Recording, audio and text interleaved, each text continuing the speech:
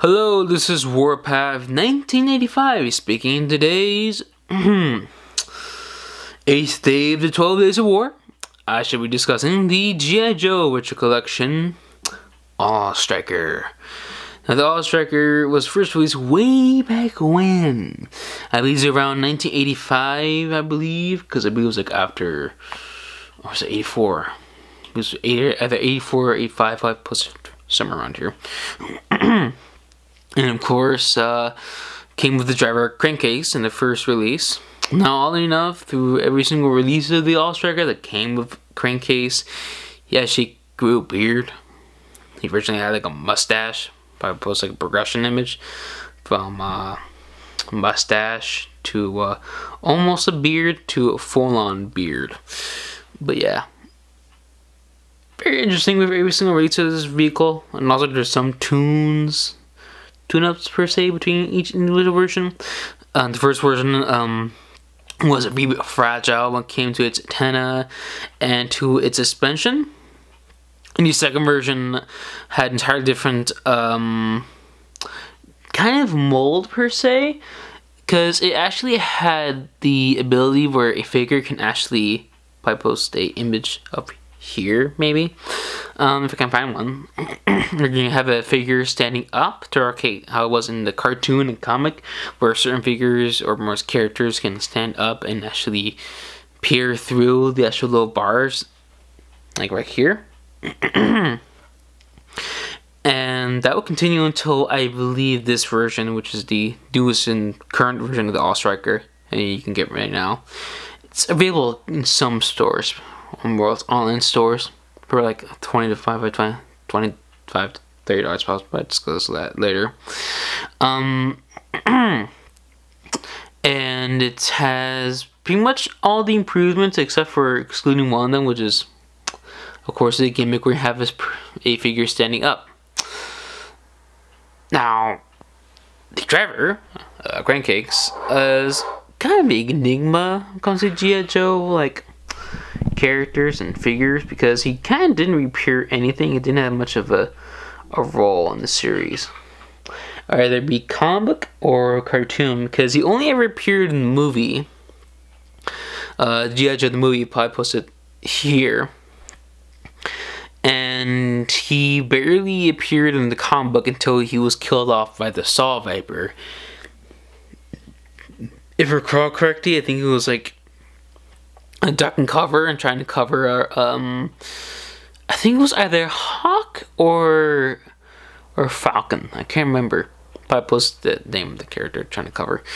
But yeah, they were trying to duck cover from the Saw Viper, and of course, if you read that comic, he died, and a couple other characters died as well, like as fellow wave mates. Technically, I should not fellow wave mates, because I think Footloose came the year after. Because I believe it was like in 1986, because I recall correctly, came alongside with Mainframe and Beachhead, etc.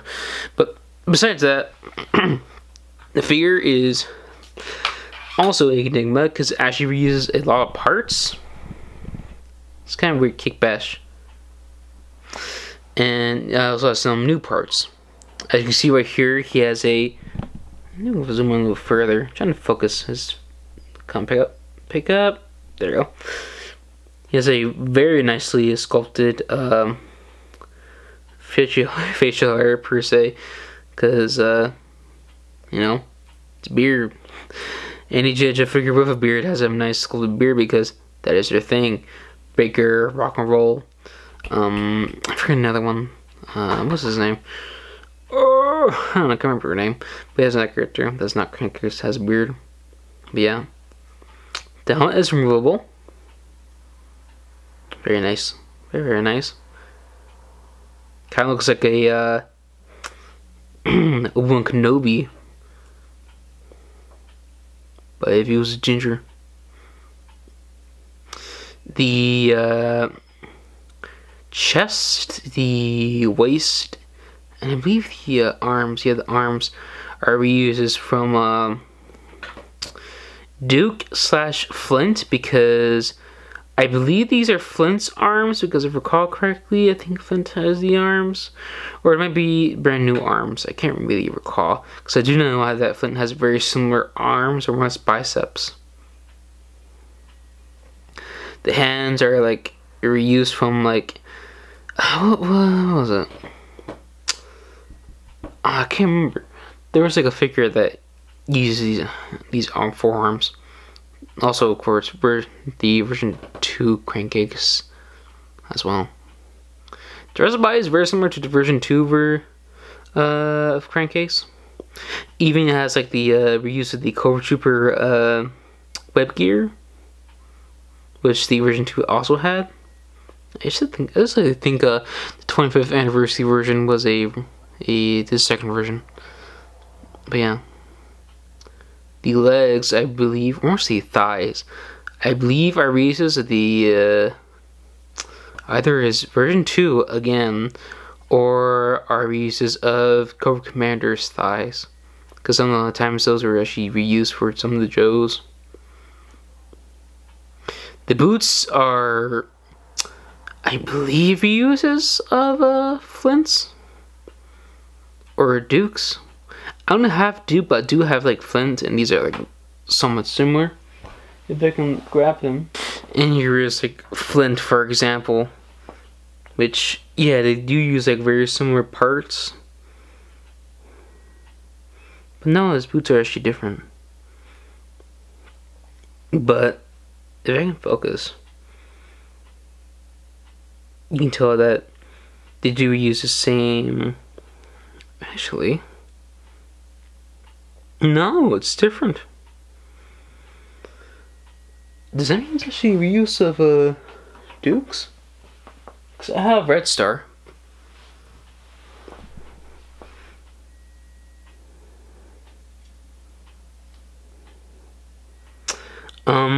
Oh, this is interesting.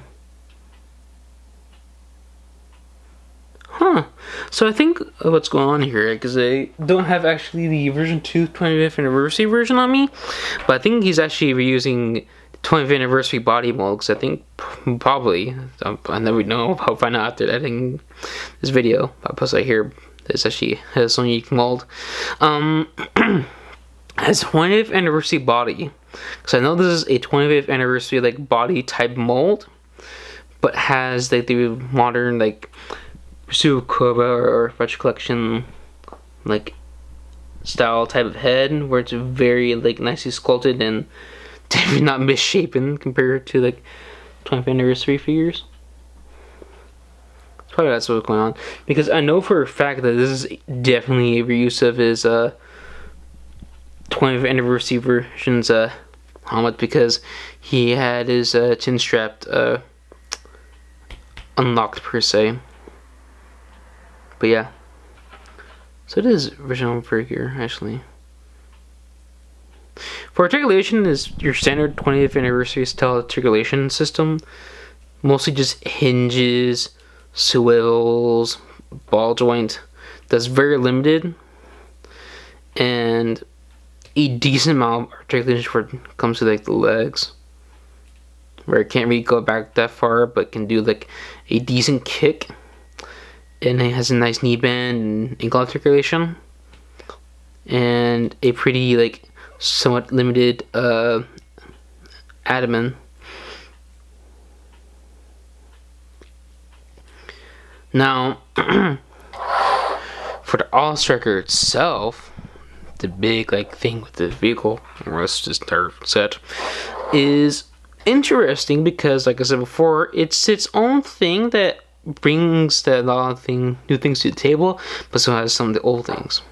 Like it still has this switching system, but only works if you're on like an actual like surface, similar to like the previously reviewed Persuader.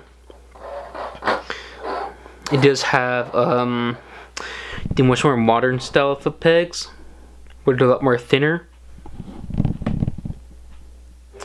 and of course the tenny a lot more durable. Still fragile, but they're still a little bit more durable, including the little trigger for the giant laser cannon, which does articulate, can go up and down, and can rotate, but will smack into the antennae. Only on this side of the, because I think there's not clearance for the other one to go, right? No, I'm going to like smack into this one.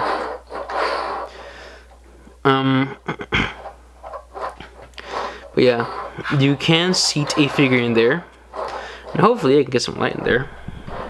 Let's say bring up my flashlight again.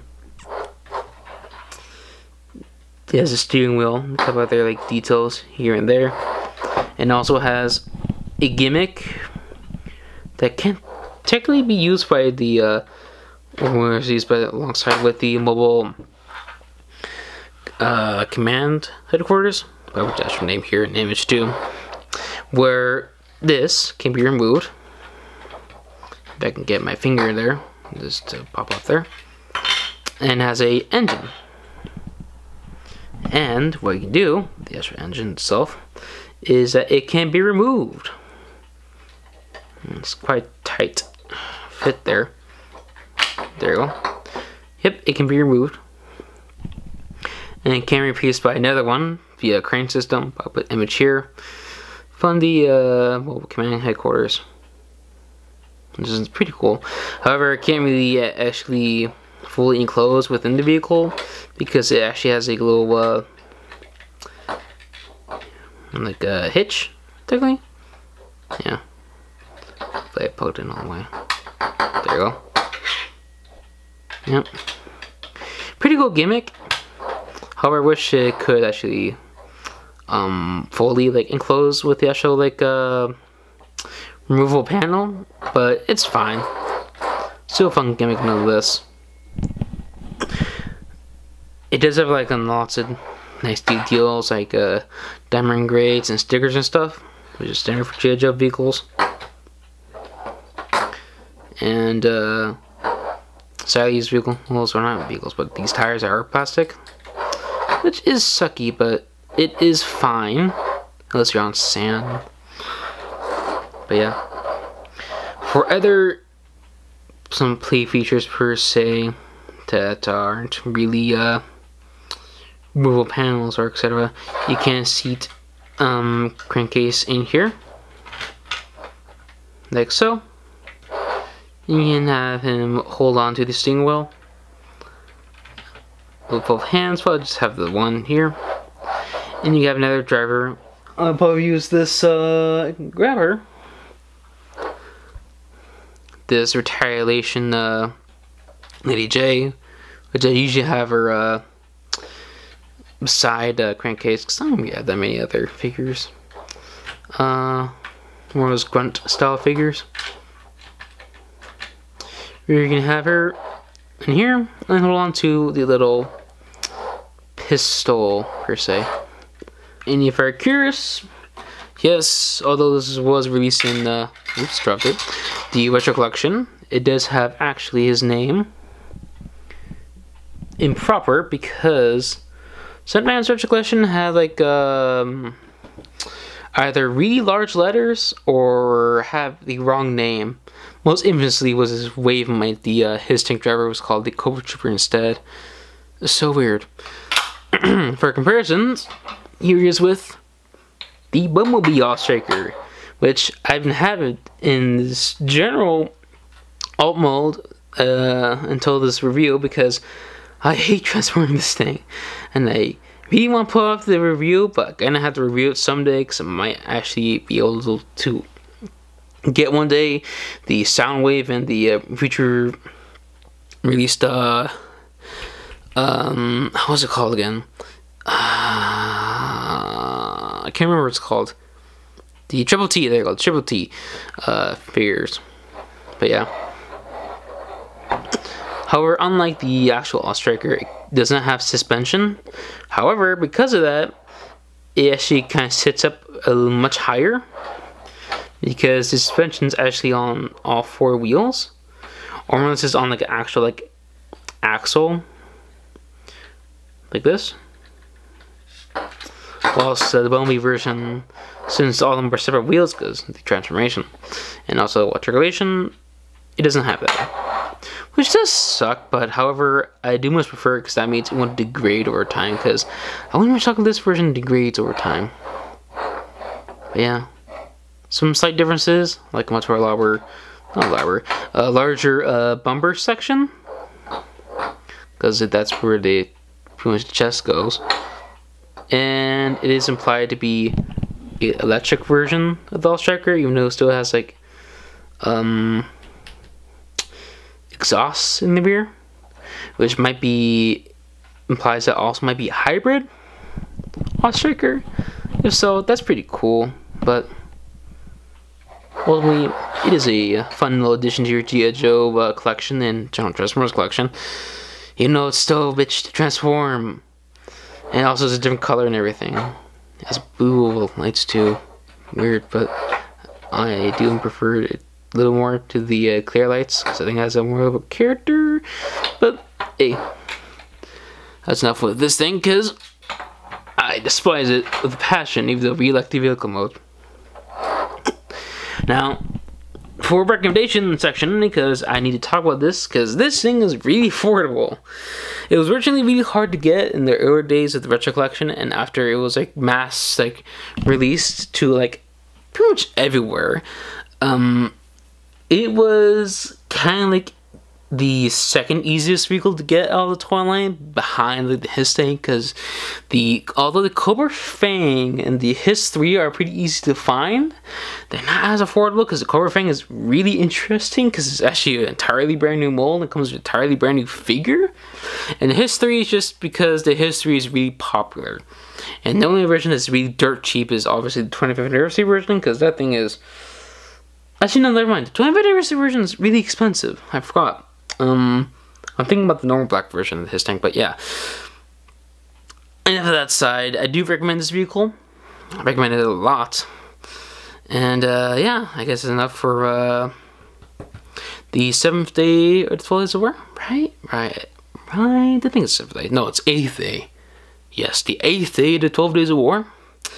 And yeah, I'll see you for the 9th day, which will be the final vehicle review, and I'll probably deal with the final 3 figures, including the comic 2 back I promised earlier, and also the special final day, which is reserved for obviously the 25th. I'm announcing it now, because supposed to be announced for the announcement video that was planned, but of course, A.W.E died horribly that day. Curse you, A.W.E. But yeah. That's all for this review. Like, comment, and subscribe, and I'll see you next time.